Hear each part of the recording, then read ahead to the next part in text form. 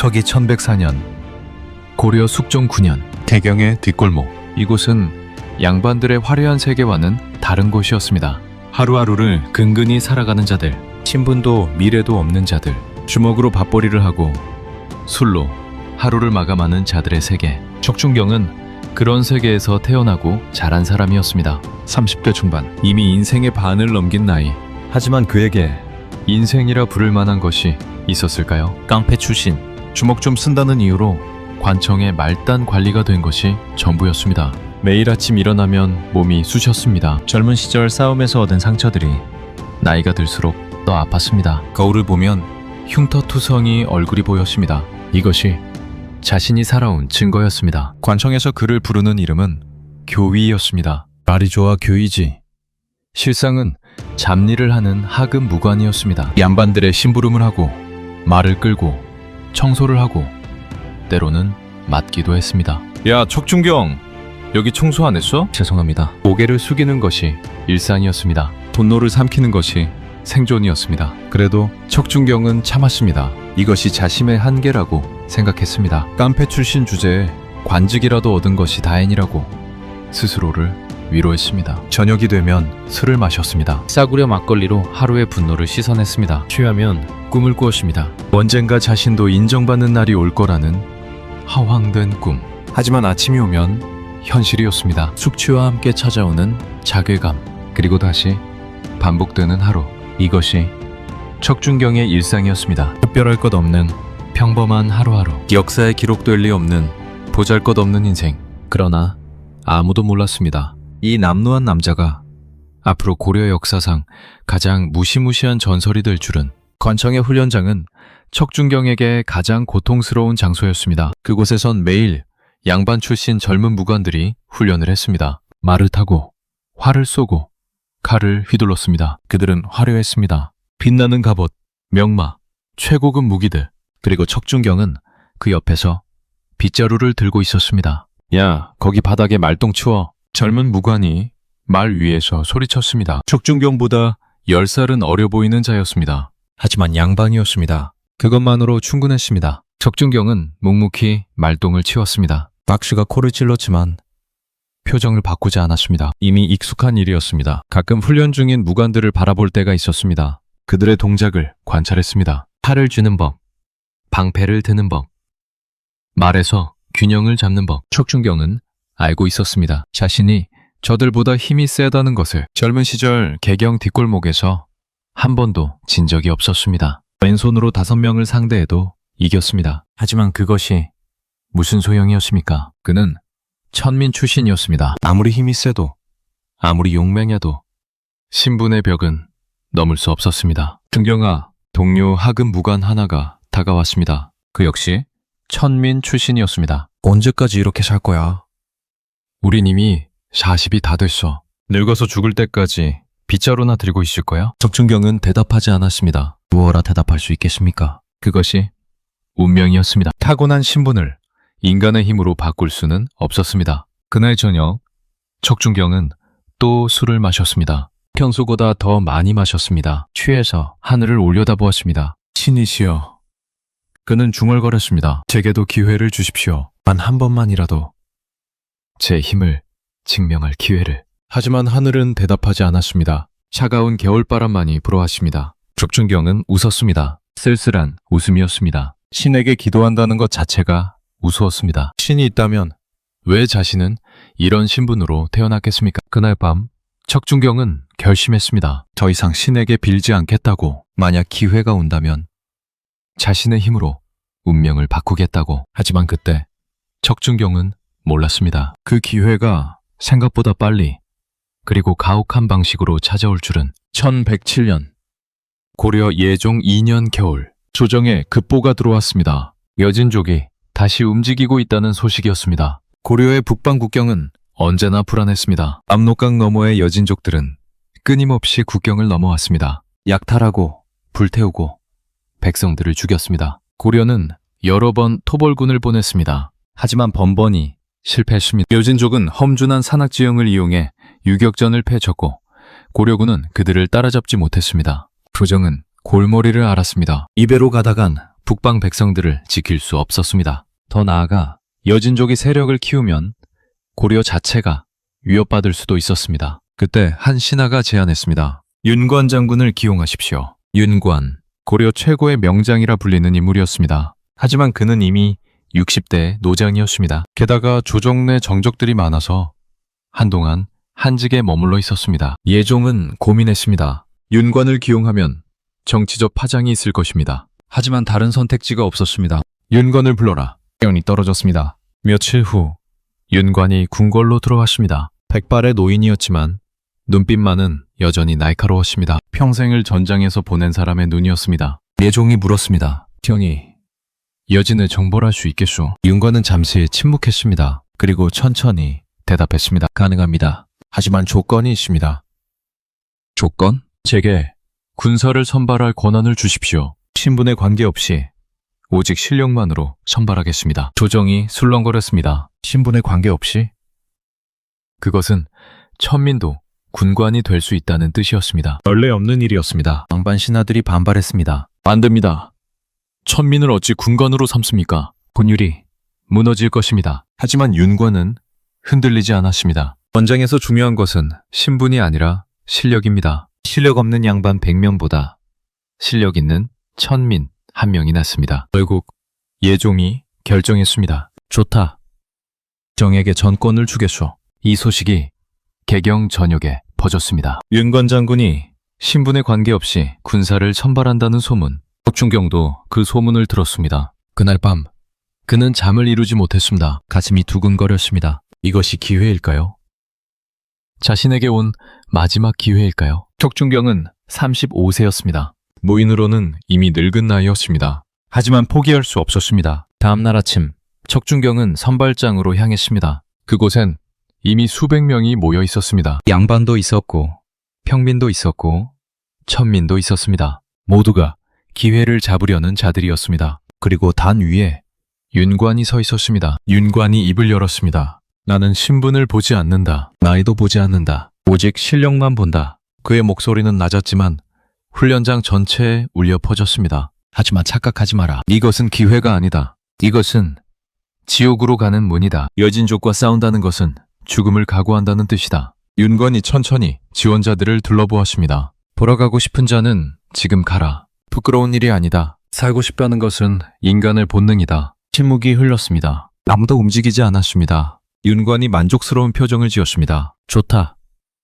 그럼 시작한다. 선발은 가혹했습니다. 먼저 체력 테스트였습니다. 갑옷을 입고 산을 뛰어 오르내리기. 젊은 자들도 헉헉거렸습니다. 나이든 자들은 중간에 쓰러졌습니다. 척준경은 이를 악물고 뛰었습니다. 다리가 후들거렸습니다. 폐가 터질 것 같았습니다. 하지만 멈추지 않았습니다. 이것이 마지막이다. 마지막 기회다. 그는 자신에게 되뇌었습니다. 다음은 무술 테스트였습니다. 팔, 창, 방패, 맨손 격투 모든 것을 테스트했습니다. 척준경의 차례가 왔습니다. 상대는 양반 출신의 젊은 무관이었습니다. 나이는 25세 정도. 척준경보다 10살은 어렸습니다. 젊은 무관이 비웃었습니다. 늙은이가 무슨 배짱으로 여기 왔나? 척준경은 대답하지 않았습니다. 그저 칼을 쥐었습니다. 시합이 시작되었습니다. 젊은 무관이 빠르게 칼을 휘둘렀습니다. 날렵한 동작이었습니다. 정식 검술 교육을 받은 티가 났습니다. 하지만 척준경은 피했습니다. 화려하지 않았습니다.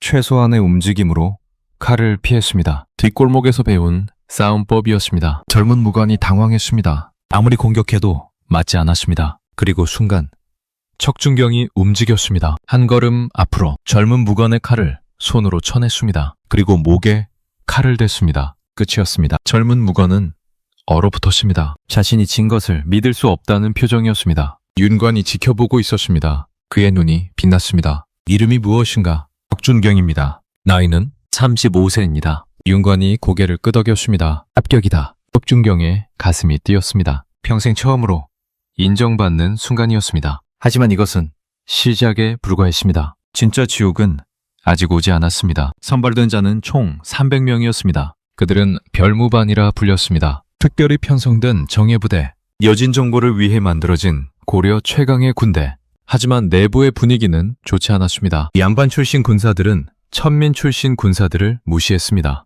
같은 부대원이 되었지만 신분의 벽은 여전했습니다. 천한 놈들과 같이 밥을 먹어야 하다니 이게 무슨 꼴인가. 윤관 노인네가 미쳤군. 척준경은 그런 말들을 들었습니다. 하지만 반응하지 않았습니다. 이미 익숙한 멸시였습니다. 어느 날 밤 사건이 터졌습니다. 양반 출신 군사 하나가 척준경에게 시비를 걸었습니다. 야, 척준경, 네가 감히 나와 같은 반열이라고 생각하나? 척준경은 조용히 대답했습니다. 우리는 같은 별무반입니다. 같은 별무반?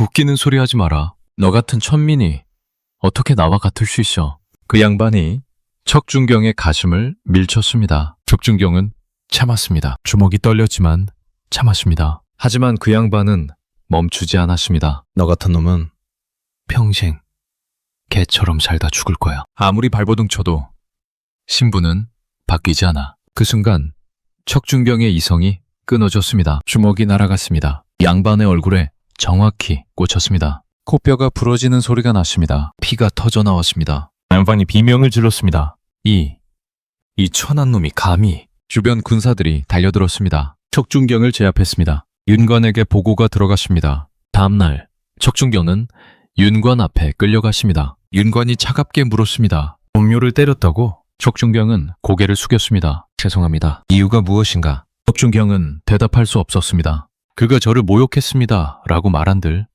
무슨 소용이 됐습니까? 천민이 양반을 때렸다는 사실은 변하지 않았습니다. 윤관이 한숨을 쉬었습니다. 본율을 어겼다. 처벌을 받아야 한다. 알겠습니다. 네가 먼저 손을 썼으니 곤장 50대를 치겠다. 곤장 50대. 죽을 수도 있는 형벌이었습니다. 척준경은 아무 말도 하지 않았습니다. 이것이 자신의 운명이라고 생각했습니다. 결국 신분의 벽을 넘을 수 없었습니다. 그날 오후 척준경은 곤장을 맞았습니다. 10대, 20대, 30대 살점이 터졌습니다. 피가 흘렀습니다. 의식이 흐려졌습니다. 하지만 척준경은 비명을 지르지 않았습니다. 이를 악물고 참았습니다. 나는 포기하지 않는다.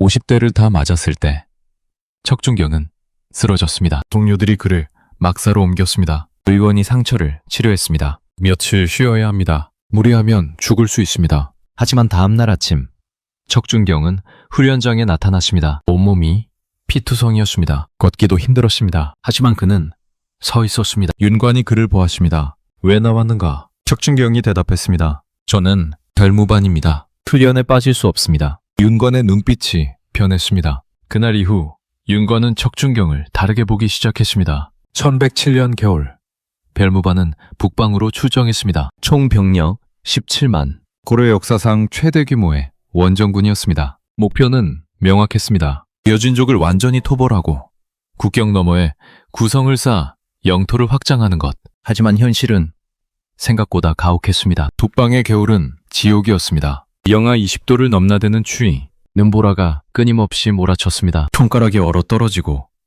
발이 동상에 걸렸습니다. 행군 중에 쓰러지는 군사들이 속출했습니다. 일어나지 못하면 죽는다. 척준경은 동료를 부축했습니다. 자신도 힘들었지만 남을 도왔습니다. 그리고 1108년 초봄 드디어 첫 전투가 벌어졌습니다. 석성전투.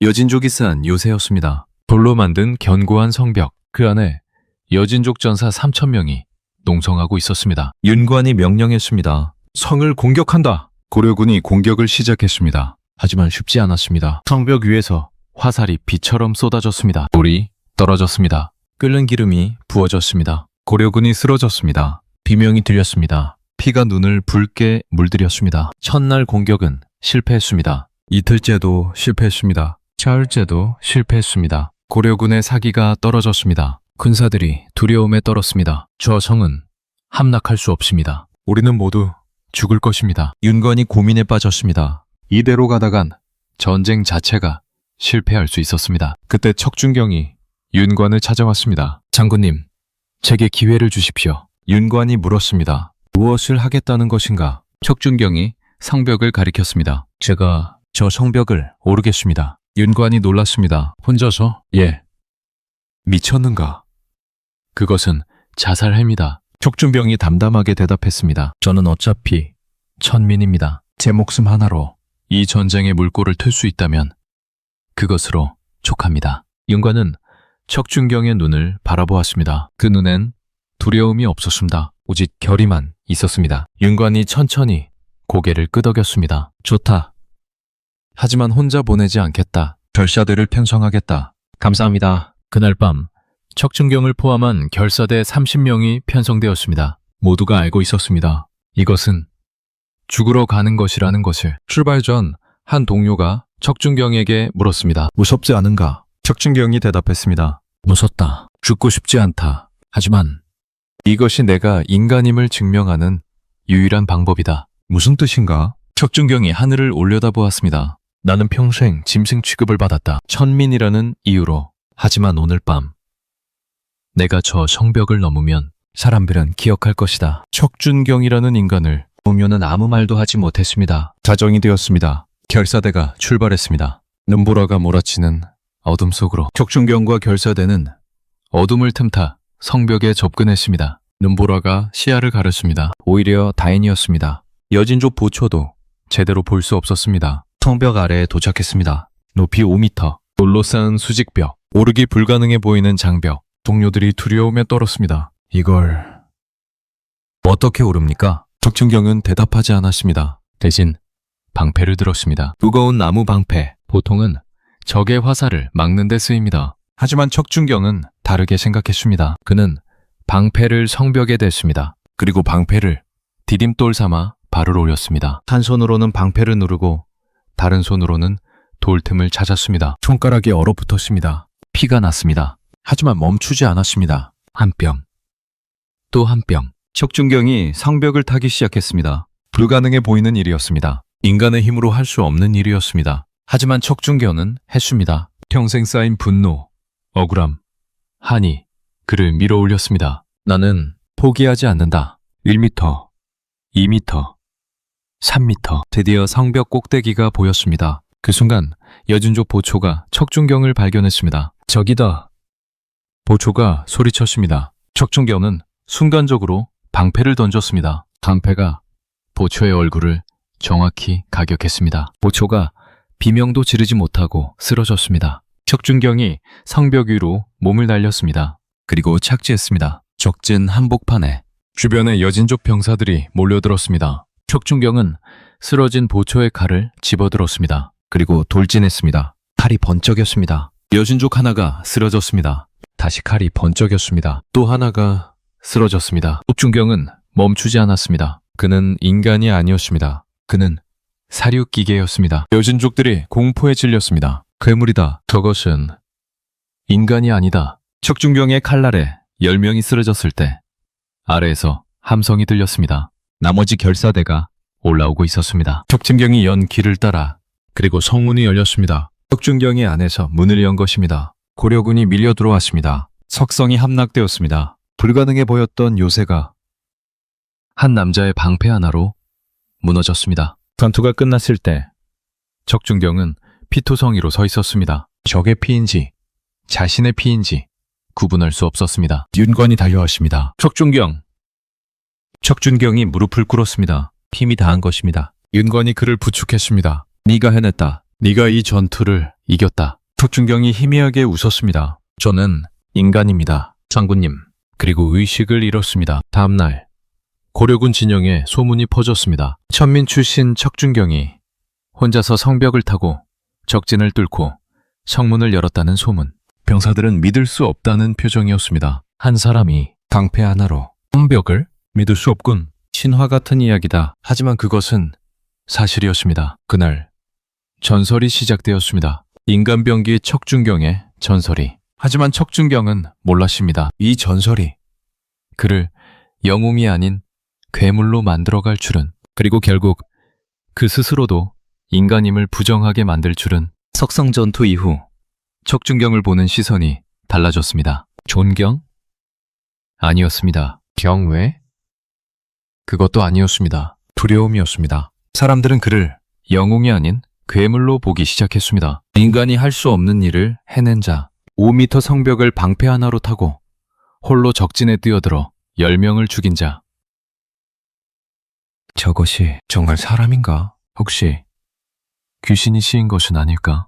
군사들이 수군거렸습니다. 척준경이 지나가면 자리를 피했습니다. 함께 밥을 먹던 동료들도 거리를 두기 시작했습니다. 척준경은 그것을 느꼈습니다. 자신이 원했던 것은 인정이었습니다. 인간으로서의 존중이었습니다. 하지만 받은 것은 공포였습니다. 사람들은 그를 인간으로 보지 않았습니다. 전쟁 도구로 봤습니다. 필요할 때 쓰고 버릴 무기로 봤습니다. 어느 날 밤 척준경은 혼자 진영 밖을 거닐었습니다. 손을 펼쳐보았습니다. 원벽을 타느라 손가락이 망가져 있었습니다. 손톱이 빠지고 살점이 찢어져 있었습니다. 이것이 내가 원했던 것인가? 스스로에게 물었습니다. 대답은 없었습니다. 그때 뒤에서 목소리가 들렸습니다. 척준경, 윤관이었습니다. 윤관이 다가와 그의 옆에 섰습니다. 한동안 침묵이 흘렀습니다. 후회하는가? 윤관이 물었습니다. 척준경은 잠시 생각했습니다. 아니요.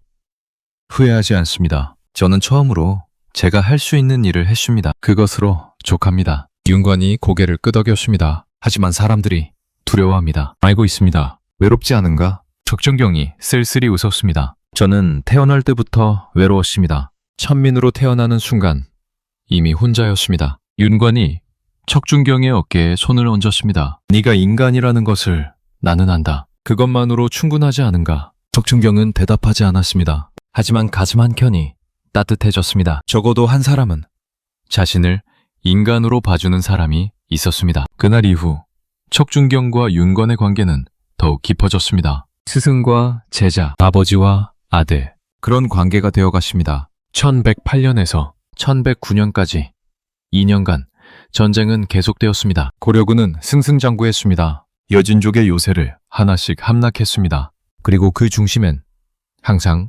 척준경이 있었습니다. 제2차 전투, 척준경은 단 50명을 이끌고 적진 깊숙이 침투했습니다. 여진족 창명을 괴멸시켰습니다. 제3차 전투, 적의 매복에 걸린 고려군을 척준경 혼자 구해냈습니다. 적장의 목을 베어왔습니다. 제4차 전투, 적의 본진에 홀로 돌입했습니다. 혼란을 일으켜 고려군의 승리를 이끌었습니다. 전투마다 척준경의 전설은 커져갔습니다. 저자는 죽지 않는다. 칼도 화살도 저자를 막지 못한다. 저자는 귀신이다. 여진족들도 그를 두려워했습니다. 붉은 귀신이라는 별명을 붙였습니다. 척준경이 지나간 자리마다 붉은 피가 낭자했기 때문입니다. 하지만 정작 척준경 자신은 변해가고 있었습니다. 처음엔 살인이 괴로웠습니다. 칼로 사람을 베는 것이, 목숨을 끊는 것이 고통스러웠습니다. 하지만 10명을 죽이고 100명을 죽이고 1000명을 죽이자 감각이 무뎌졌습니다.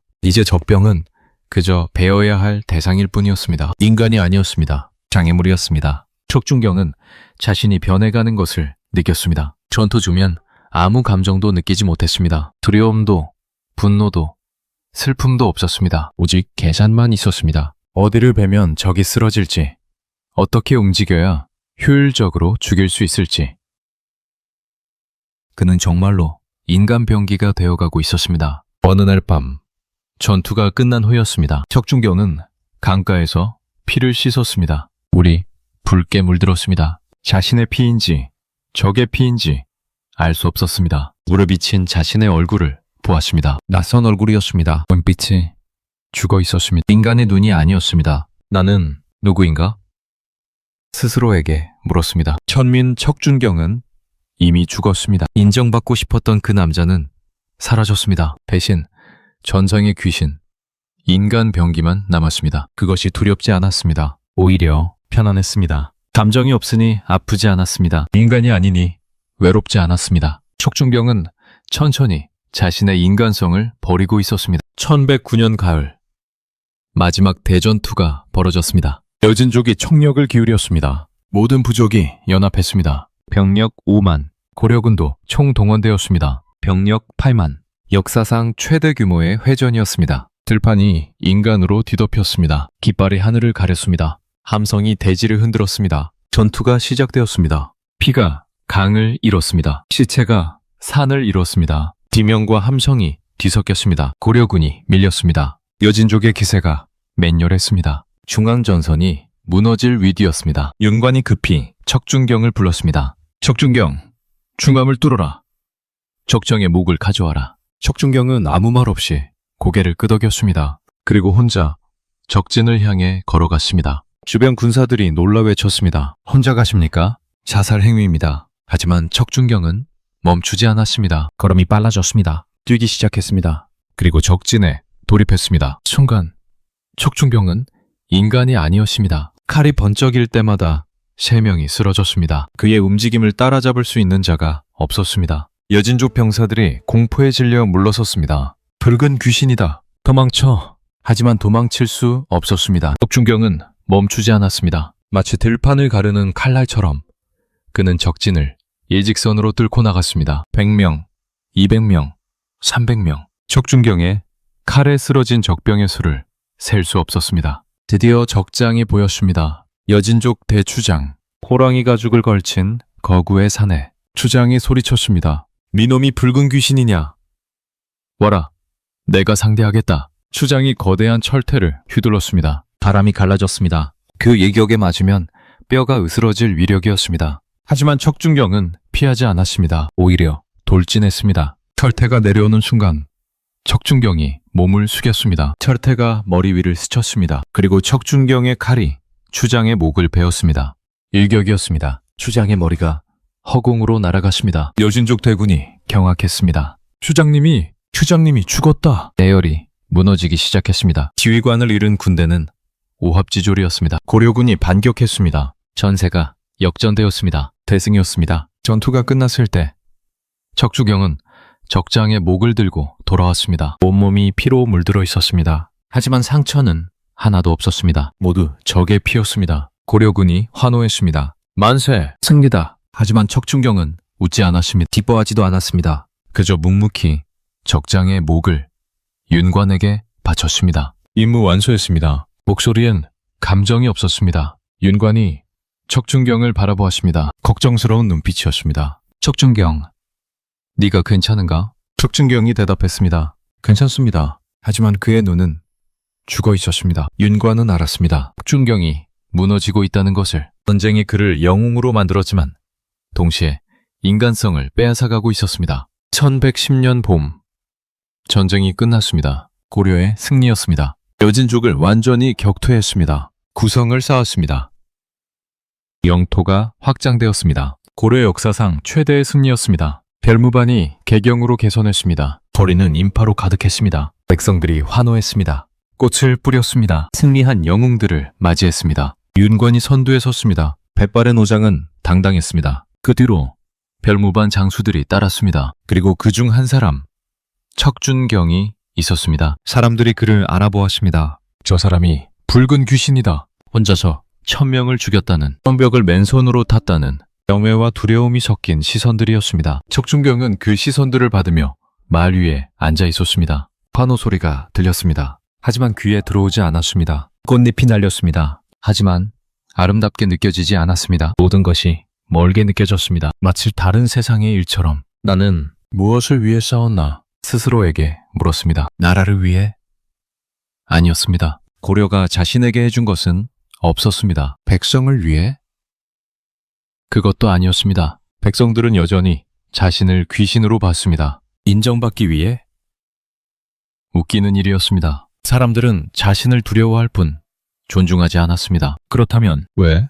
대답이 없었습니다. 궁궐에 도착했습니다. 예종이 직접 윤관과 장수들을 맞이했습니다. 경들의 공, 참으로 크도다. 고려의 영토를 넓혔으니 이 얼마나 큰 업적인가. 예종이 윤관에게 상을 내렸습니다. 고위 관직과 토지, 노비, 그리고 다른 장수들에게도 하사품이 내려졌습니다. 척준경의 차례가 왔습니다. 예종이 물었습니다. 그대가 척준경인가?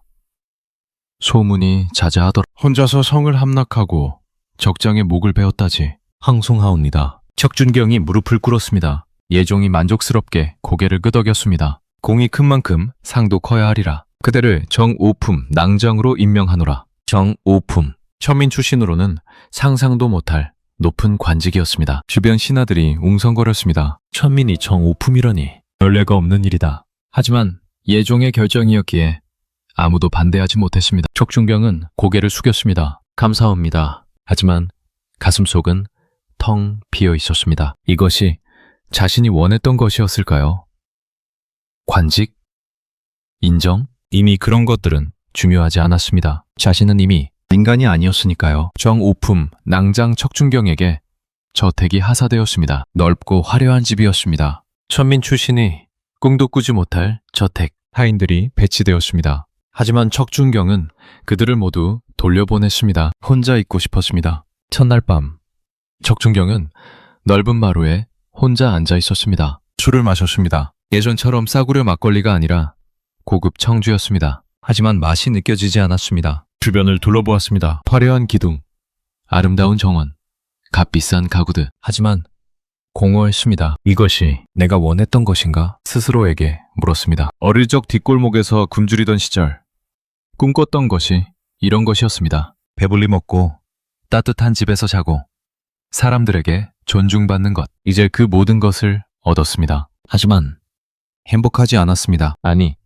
행복이라는 감정 자체를 느낄 수 없었습니다. 전쟁터에서 너무 많은 것을 죽였습니다. 너무 많은 피를 봤습니다. 그 과정에서 자신의 인간성도 함께 죽여버린 것 같았습니다. 나를 올려다보았습니다. 신이시여, 중얼거렸습니다. 당신은 정말 존재합니까? 대답은 없었습니다. 척준경이 쓸쓸히 웃었습니다. 그렇겠지. 신이 있다면 이런 세상을 만들지 않았을 테니까. 술잔을 비웠습니다. 나는 신을 믿지 않습니다. 신이 나를 버렸듯이 나도 신을 버립니다. 그날 밤 척준경은 마지막 남은 신앙마저 버렸습니다. 이제 그는 완전히 혼자였습니다. 신도 사람도 없는 세계에서. 하지만 그것이 편했습니다. 기대하지 않으니 실망하지 않았습니다. 의지하지 않으니 배신당하지 않았습니다. 며칠 후 윤관이 척준경을 찾아왔습니다. 요즘 안 좋아 보이는구나. 윤관이 걱정스러운 표정으로 말했습니다. 척준경은 담담하게 대답했습니다. 괜찮습니다. 거짓말 마라. 네 눈을 보면 안다. 너는 무너지고 있다. 척준경은 대답하지 않았습니다. 윤관이 그의 옆에 앉았습니다. 전쟁이 끝났다. 이제 평화가 왔다. 네가 이룬 평화다. 평화. 척준경이 그 단어를 되뇌었습니다. 평화가 무엇입니까? 제가 죽인 1000명의 사람들에게 평화가 무슨 의미가 있습니까? 윤관이 한숨을 쉬었습니다. 전쟁이란 것이 그런 것이다. 누군가는 죽어야 한다. 그것이 너의 잘못이 아니다. 그렇다면 누구의 잘못입니까? 척준경이 처음으로 감정을 드러냈습니다. 신의 잘못입니까? 아니면 세상의 잘못입니까? 아니면 그저 운명입니까? 윤관은 대답할 수 없었습니다. 척준경이 다시 무표정해졌습니다. 저는 이제 아무것도 믿지 않습니다. 신도, 운명도, 세상도 오직 제 힘만 믿습니다. 준경아, 장군님, 걱정 마십시오. 저는 괜찮습니다. 그저 연했을 뿐입니다. 하지만 윤관은 알았습니다. 척준경이 괜찮지 않다는 것을, 그가 인간에서 멀어지고 있다는 것을, 그리고 그것을 막을 방법이 없다는 것을. 전쟁이 끝난 후 척준경은 새로운 임무를 받았습니다. 신병 훈련 교관. 예종은 말했습니다. 경의 경험을 후배들에게 전하라. 경처럼 강한 군사를 길러내라. 척준경은 묵묵히 명을 받들었습니다. 그리고 훈련이 시작되었습니다. 지옥이었습니다. 척준경은 신병들에게 자신이 겪었던 것과 똑같은 훈련을 시켰습니다. 아니, 그보다 더 가혹했습니다. 새벽부터 밤까지 쉬지 않고 훈련했습니다. 갑옷을 입고 산을 뛰어오르고 칼을 1000번씩 휘두르고 맨손으로 바위를 쳤습니다. 신병들이 쓰러졌습니다. 교관님, 제발 쉬게 해주십시오. 하지만 척준경은 멈추지 않았습니다. 일어나, 전장에선 쉴 시간이 없다. 지금 쉬면 전쟁터에서 죽는다. 하지만 일어나라고 했다. 척준경이 쓰러진 신병을 발로 걷어찼습니다. 신병이 비명을 질렀습니다. 다른 신병들이 공포에 떨었습니다. 이것은 훈련이 아니었습니다. 고문이었습니다. 어느 날, 한 신병이 훈련 중 다리가 부러졌습니다. 아! 비명을 지르며 쓰러졌습니다. 다른 신병들이 달려가려 했습니다. 하지만 척준경이 막아섰습니다. 멈춰라. 하지만 다리가 부러졌습니다. 전장에선 다리가 부러져도 싸워야 한다. 저자가 스스로 일어나지 못하면 전쟁터에서도 죽는다. 신병들이 경악했습니다. 이건 너무합니다. 한 신병이 소리쳤습니다. 교관님은 인간이 아닙니다.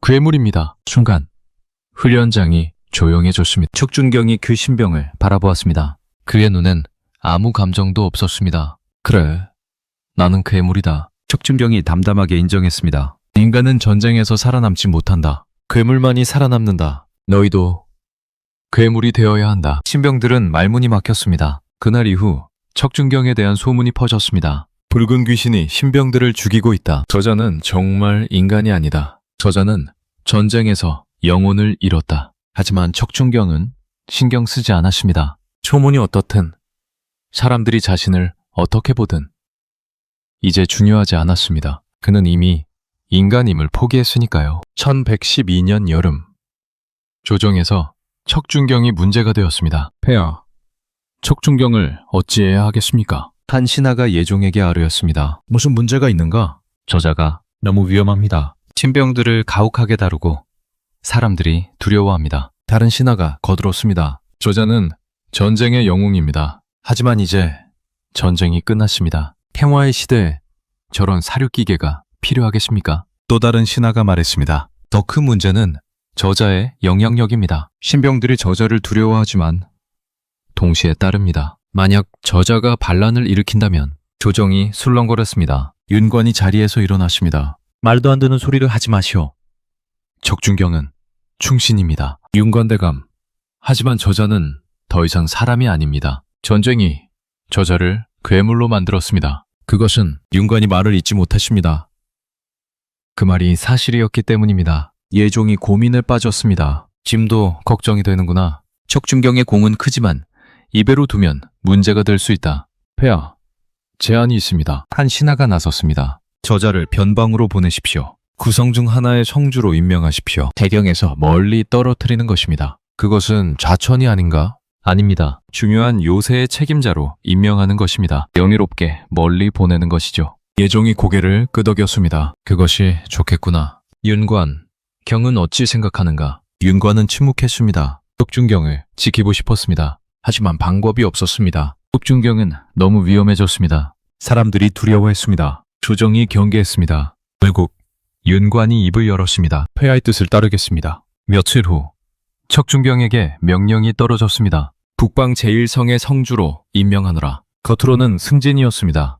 하지만 실상은 유배였습니다. 척준경은 그것을 알았습니다. 하지만 개의치 않았습니다. 명을 받들겠습니다. 윤관이 떠나기 전 척준경을 찾아왔습니다. 준경아, 미안하다. 내가 너를 지켜주지 못했다. 척준경이 고개를 저었습니다. 장군님, 잘못이 아닙니다. 이것은 당연한 일입니다. 당연하다니?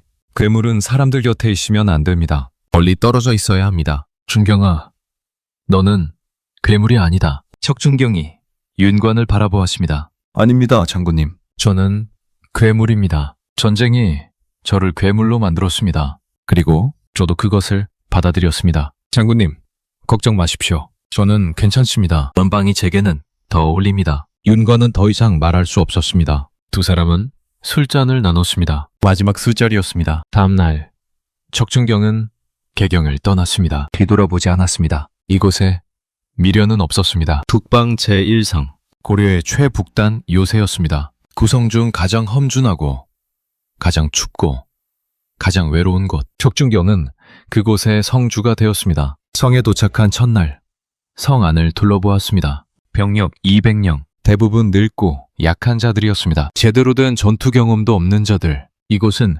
유배지였습니다. 문제를 일으킨 군사들을 보내는 곳. 척준경도 그런 문제아 중 하나였습니다. 저녁, 척준경은 성벽 위에 올랐습니다. 북쪽을 바라보았습니다. 끝없는 황무지가 펼쳐져 있었습니다. 나무 하나 없는 땅, 생명이 없는 땅, 마치 자신의 마음 같았습니다. 바람이 불었습니다. 매서운 바람, 뼛속까지 파고드는 추위. 하지만 척준경은 움직이지 않았습니다. 추위를 느끼지 못했습니다. 아니, 느끼고 싶지 않았습니다. 감각을 잃으면 아프지 않으니까요. 그날 밤 척준경은 생각했습니다. 이곳이 내가 죽을 곳인가? 아마 그럴 것입니다. 이곳에서 늙어가고 잊혀지고 죽을 것입니다. 역사에도 기록되지 않을 것입니다. 붉은 귀신 척준경은 전설로 남겠지만 인간 척준경은 아무도 기억하지 않을 것입니다. 하지만 그것도 괜찮았습니다. 어차피 자신은 이미 인간이 아니었으니까요. 며칠 후 부하장교 하나가 척준경을 찾아왔습니다. 성주님, 여진족의 움직임이 심상치 않습니다. 뭐라고? 정찰병 보고에 따르면 여진족이 다시 집결하고 있다 합니다. 전쟁 준비를 하는 것 같습니다. 척준경의 눈빛이 변했습니다. 오랜만에 감정이 이렇습니다. 전투에 대한 갈망, 피에 대한 갈증. 그래, 이것이 내가 살아있음을 느끼는 유일한 방법이지. 척준경이 입을 열었습니다. 병력을 점검하라. 요기를 정비하라. 전쟁이 온다. 부하가 두려운 표정으로 물었습니다. 청주님, 우리 병력으론 담당할 수 없습니다. 본대에 지원을 요청해야. 척준경이 말을 잘랐습니다. 필요 없다. 하지만 내가 있다. 그것으로 충분하다. 부하는 더 이상 말하지 못했습니다. 척준경의 눈빛을 보았기 때문입니다. 그 눈은 인간의 눈이 아니었습니다. 1113년 가을, 여진족이 쳐들어왔습니다. 병력 5천. 목표는 명확했습니다. 북방 제1성을 함락하는 것, 고려가 쌓아놓은 구성 중 하나를 무너뜨려 고려의 위신을 꺾는 것. 제1성은 포위되었습니다. 성안 병력 200명대, 성박 병력 5,000명, 25배의 병력 차이였습니다. 부하들이 공포에 떨었습니다. 우리는 죽었습니다. 개경의 구원을 요청해야 합니다. 하지만 척준경은 침착했습니다. 구원은 오지 않는다. 개경까지 보름이 걸린다. 그 전에 성이 함락될 것이다. 그렇다면 우리 힘으로 막는다. 부하들이 경악했습니다. 200명으로 5천을 막는다고요? 불가능합니다. 척준경이 부하들을 바라보았습니다. 너희는 나를 아는가? 예? 나는 척준경이다. 혼자서 성벽을 타고 혼자서 적정의 목을 벤 자다. 사람들은 나를 붉은 귀신이라 부른다. 척준경의 목소리가 낮아졌습니다. 나는 너희에게 약속한다. 내가 살아있는 한 이 성은 무너지지 않는다. 부하들은 숨을 죽였습니다. 척준경의 눈빛에 압도당했습니다. 그날 밤 여진족이 첫 공격을 시작했습니다. 수백 명이 성벽에 사다리를 걸고 올라왔습니다. 고려군이 방어했습니다. 화살을 쏘고 돌을 던지고 끓는 기름을 부었습니다. 하지만 적은 너무 많았습니다. 성벽 위로 여진족 병사들이 올라오기 시작했습니다. 그 순간 척준경이 움직였습니다. 칼이 번쩍였습니다. 여진족 하나가 목이 잘린 채 떨어졌습니다. 다시 칼이 번쩍였습니다. 또 하나가 떨어졌습니다. 척준경은 성벽 위를 달렸습니다. 마치 평지를 달리듯 좁은 성벽 위를 자유자재로 움직였습니다. 그가 지나간 자리엔 여진족의 시체만 남았습니다. 여진족들이 공포에 질렸습니다. 붉은 귀신이다. 도망쳐. 첫 공격은 실패했습니다. 이틀째 여진족이 다시 공격했습니다. 이번엔 더 많은 병력을 투입했습니다. 하지만 결과는 같았습니다. 척준경이 혼자 성벽을 지켰습니다. 사흘째, 나흘째, 닷새째 공격은 계속되었습니다. 하지만 성은 무너지지 않았습니다. 척준경 때문이었습니다. 그는 잠도 자지 않았습니다. 먹지도 않았습니다. 오직 칼만 휘둘렀습니다. 적병이 올라오면 베고, 또 올라오면 또 베고, 끝없이 기계처럼. 부하들은 경악했습니다. 저것이 인간인가? 귀신이다. 정말 귀신이다. 일주일이 지났습니다. 여진족의 사상자가 1000명을 넘었습니다. 하지만 척준경은 상처 하나 없었습니다. 여진족 장수가 회의를 열었습니다. 이대로 가다간 우리가 전멸한다. 저 귀신을 어떻게든 없애야 한다. 팔로 쏘아 죽이면 어떻겠습니까? 이미 시도했다. 하지만 맞지 않는다. 저자는 화살을 피한다. 그렇다면 장수가 결심했습니다. 내가 직접 상대하겠다. 다음 날 여진족 장수가 성문 앞에 나타났습니다. 척준경, 나와라. 1대1 승부를 하자. 성벽 위에서 척준경이 내려다보았습니다. 좋다. 척준경이 성문을 열고 나왔습니다. 그 아들이 말렸습니다. 청주님, 함정일 수 있습니다. 하지만 척준경은 멈추지 않았습니다. 그는 혼자 걸어 나갔습니다. 성 밖으로. 여진족 5,000명이 지켜보는 가운데 척준경과 여진족 장수가 마주 섰습니다. 장수는 거구였습니다. 키가 2m는 되어 보였습니다. 근육질의 몸, 손에는 거대한 철퇴. 반면 척준경은 보통 체격이었습니다. 마른 편이었습니다. 손에는 평범한 검. 겉보기엔 압도적으로 불리했습니다. 장수가 말했습니다. 나는 울지타이다. 여진, 최강의 전사다. 네 놈이 붉은 귀신이냐? 척준병이 담담하게 대답했습니다. 그렇다. 좋다. 오늘 네 놈을 죽이고 내 이름을 천하에 떨치겠다. 시도해봐라. 울지타이가 분노했습니다. 전방진 철퇴를 휘둘렀습니다. 바람이 갈라졌습니다. 땅이 울렸습니다. 척준경이 옆으로 피했습니다. 철퇴가 땅을 내리쳤습니다. 흙이 튀었습니다. 웅덩이가 생겼습니다. 울지타이가 다시 휘둘렀습니다. 척준경이 또 피했습니다. 계속 피하기만 했습니다. 울지타이가 웃었습니다. 도망만 치는구나. 이것이 붉은 귀신의 실력이냐? 하지만 척준경은 대답하지 않았습니다. 그저 관찰했습니다. 울지타이의 움직임을 관찰했습니다. 힘의 방향, 무게중심의 이동, 호흡의 리듬, 모든 것을 계산했습니다. 그리고 기회가 왔습니다. 우지타이가 크게 철퇴를 들어 올렸습니다. 그 순간 빈틈이 생겼습니다. 척준경이 움직였습니다. 번개처럼 팔이 번쩍였습니다. 우지타이의 목에서 피가 분수처럼 솟구쳤습니다. 거구가 무릎을 꿇었습니다. 그리고 쓰러졌습니다. 일격이었습니다. 주변이 조용해졌습니다. 5천 명의 여진족이 숨을 죽였습니다. 척준경이 천천히 칼을 닦았습니다. 그리고 여진족들을 돌아보았습니다. 다음은 누구냐? 침묵이 흘렀습니다. 아무도 나서지 않았습니다. 척준경이 다시 물었습니다. 나와 싸우고 싶은 자가 없느냐? 나는 여기 있다. 여전히 침묵이었습니다. 척준경이 칼을 들었습니다. 그렇다면 내가 간다. 그리고 돌진했습니다. 5천 명을 향해 혼자서 광기였습니다. 하지만 여진족들은 도망쳤습니다. 5천 명이 한 사람에게 도망쳤습니다. 공포가 전염되었습니다. 붉은 귀신이다. 도망쳐. 매열이 무너졌습니다. 여진족 대군이 퇴각했습니다. 척준경은 그들을 쫓았습니다. 혼자서 수천 명을 쫓았습니다. 멈추지 않았습니다. 칼을 휘두르고 또 휘두르고 그의 뒤로 시체의 행렬이 이어졌습니다. 해가 질 때까지 척준경은 적을 쫓았습니다. 그리고 밤이 되자 돌아왔습니다. 성으로 온몸이 피로 물들어 있었습니다. 부하들이 성문을 열고 그를 맞이했습니다. 환호는 없었습니다. 공포만 있었습니다. 척준경은 그들을 스쳐 지나갔습니다. 그리고 자신의 방으로 들어갔습니다. 혼자, 항상 혼자. 그날 밤 척준경은 혼자 방에 있었습니다. 피 묻은 갑옷을 벗었습니다. 물로 몸을 씻었습니다. 붉은 물이 흘러내렸습니다. 거울을 보았습니다. 낯선 얼굴이 보였습니다. 저것이 나인가? 흉터투성이 얼굴, 생기 없는 피부, 죽은 눈. 저것이 인간의 얼굴인가요? 아니었습니다. 그것은 괴물의 얼굴이었습니다. 척준경은 천천히 손을 들어 자신의 얼굴을 만졌습니다. 차가웠습니다. 얼음처럼 차가웠습니다. 나는 무엇이 되었는가? 너무? 아니었습니다. 사람들은 자신을 영웅으로 보지 않았습니다. 괴물로 봤습니다. 그리고 그들이 옳았습니다. 자신은 괴물이 맞았습니다. 인간이었던 적이 있었을까요? 기억이 흐릿했습니다. 천민 출신 척준경. 빗자루를 들고 말똥을 치우던 그 남자. 인정받고 싶어하던 그 남자. 그는 어디로 갔을까요? 죽었습니다. 전쟁터에서 죽었습니다. 수백, 수천의 젖병을 죽이면서 자신의 인간성도 함께 죽였습니다. 이제 남은 것은 껍데기뿐이었습니다. 살아 움직이지만 이미 죽은 껍데기. 척준경은 거울에서 눈을 떼십니다. 더 이상 보고 싶지 않았습니다. 그 괴물의 얼굴을. 그날 밤 척준경은 결심했습니다. 더 이상 인간인 척하지 않겠다고. 괴물이 되었으면 괴물답게 살겠다고. 신도 필요 없었습니다. 사람도 필요 없었습니다. 오직 자신의 힘만 믿겠습니다. 그것이 유일한 진실이었으니까요. 1114년 봄, 윤관이 제일성을 찾아왔습니다. 70대의 노인이 되어 있었습니다. 병들고 쇠약한 모습이었습니다. 척준경이 그를 맞이했습니다. 장군님, 어찌 이런 먼 곳까지?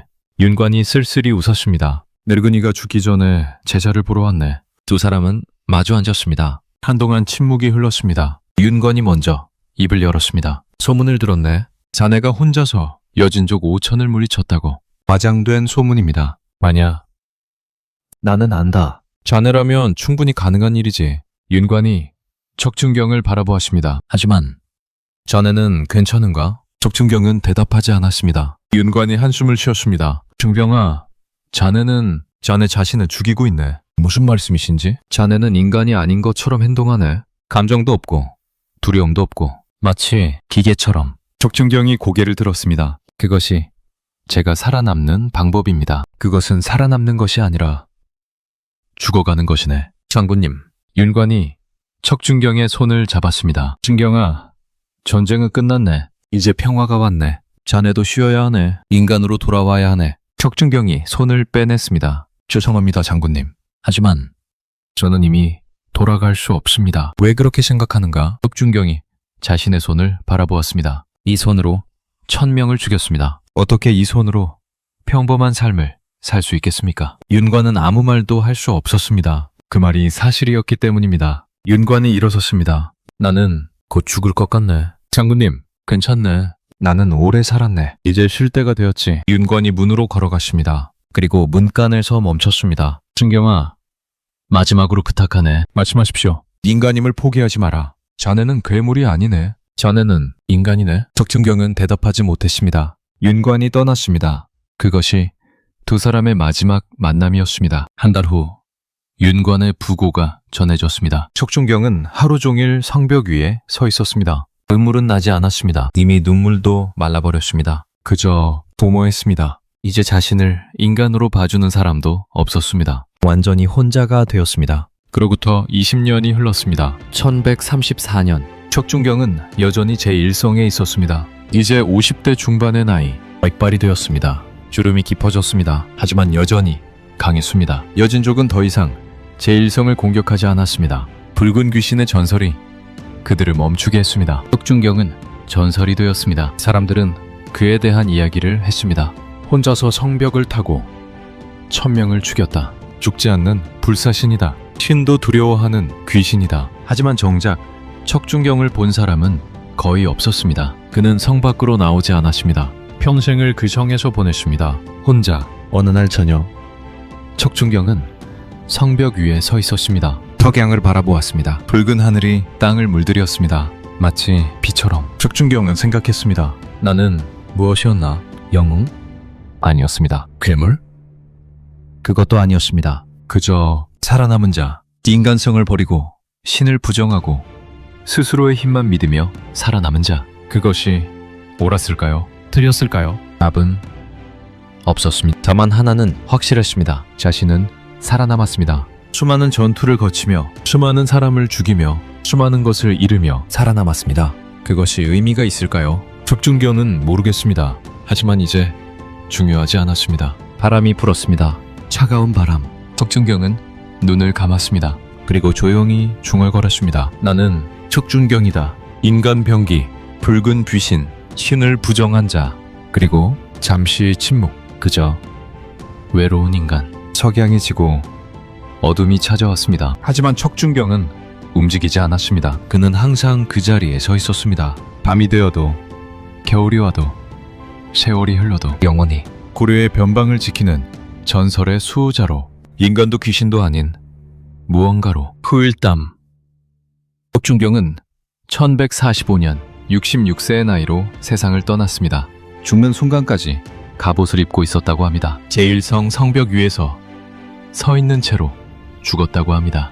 그의 장례식엔 아무도 오지 않았습니다. 친구도 가족도 없었습니다. 다만 부하 몇 명이 그를 묻었습니다. 성 근처에 무덤엔 비석도 없었습니다. 하지만 사람들은 기억했습니다. 붉은 귀신 척준경을 신도 두려워한 남자, 스스로 괴물이 되기로 선택한 남자, 그리고 끝까지 혼자였던 남자를 역사서에는 이렇게 기록되었습니다. 척준경, 천민 출신으로 별무반에 들어가 혁혁한 공을 세웠으나 그 무력이 지나쳐 사람들이 두려워했다. 북방 제1성 성주로 30년간 재직하며 여진의 침입을 막았다. 무예가 신묘하여 귀신 같았다 하나 그 말년은 쓸쓸했다고 한다. 단 몇 줄. 그것이 척준경의 일생을 요약한 기록의 전부였습니다. 하지만 민간에서는 전설로 남았습니다. 붉은 귀신의 전설. 밤이 되면 성벽 위에 나타나 변방을 지킨다는 전설. 죽어서도 고려를 지킨다는 전설. 그것이 사실인지 아닌지는 아무도 모릅니다. 다만 하나는 확실합니다. 척준경은 끝까지 자신의 길을 걸었습니다. 인간성을 버리고 신을 부정하고 오직 자신의 힘만 믿으며 그것이 옳았는지 틀렸는지 역사는 판단하지 않습니다. 다만 기록할 뿐입니다. 한 인간이 괴물이 되기로 선택했던 이야기를 시청해주셔서 진심으로 감사합니다. 다음 이야기가 궁금하시다면 구독과 좋아요 부탁드립니다.